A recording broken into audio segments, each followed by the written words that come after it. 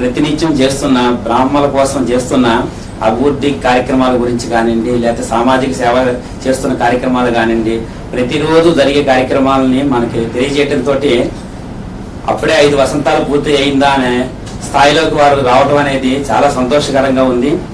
అలాగే మరి ఈ రోజున బ్రాహ్మణులకు ఒక ఛానల్ ఉంది అంటే గనక చెప్పుకోదగ్గది ఏంటంటే గనక ABC ఛానల్ అని చెప్పుకోవచ్చు.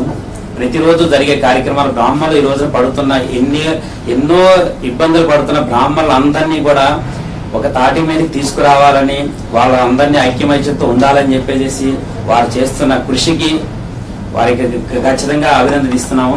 అలాగే పేద బ్రాహ్మణులు అందరూ కూడా ఎంతో మంది పేద బ్రాహ్మణులు అనేది చెప్పుకోలేని స్థితిలో ఉన్నారు.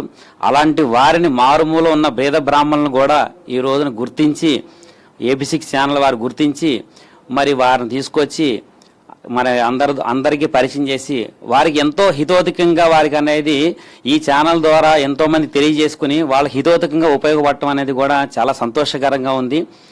మరి సంఘాల విషయానికి వస్తే కనుక ఈ రోజు మనకు హైదరాబాదు కానీ మన తెలుగు రాష్ట్రాల్లో ఎన్నో రకాల సంఘాలు, మన బ్రాహ్మణ సంఘాలు అనేది విస్తరించుకుపోయి ఉన్నాయి. మరి అలాంటి సంఘాలని మరి ఏకదాటి మీద తీసుకురావాలని ఒక ముఖ్య సంకల్పం, ముఖ్య ఉద్దేశంతో నిజంగా ప్రతిరోజు ఏ సంఘం ఏం చేస్తోంది, ఎలా పనిచేస్తుంది అనే ఉద్దేశంతో ముందుగానే మన అందరికీ కూడా తెలియజేయడం అనేది వారు చేస్తున్న కార్యక్రమాలని అందరికీ తెలియజేసే విధంగా వారు చేస్తున్నారు. అలాగే బ్రాహ్మణుల సంఘాలను ఐక్యం చేయాలని చెప్పేసి వారి యొక్క కృషికి మనం అందరం కూడా ఖచ్చితంగా వాళ్ళకి గర్వించాలని చెప్పి తెలియజేస్తున్నాం. ఎందుకంటే ఈరోజు సంఘం అనేది ఏ సంఘం ఒక సంఘంతో కలవలేకపోతున్నది.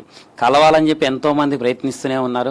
అలాంటి సంఘాలందరికీ కూడా కలవాలని చెప్పేసి ముగ్ధ కంఠంతో మరి ABC ఛానల్ వారు అనేది మన అందరి సంఘాలు కలపాలని చెప్పి చూస్తున్నప్పుడు మరి వారికి కూడా మనం సహకరిద్దాం.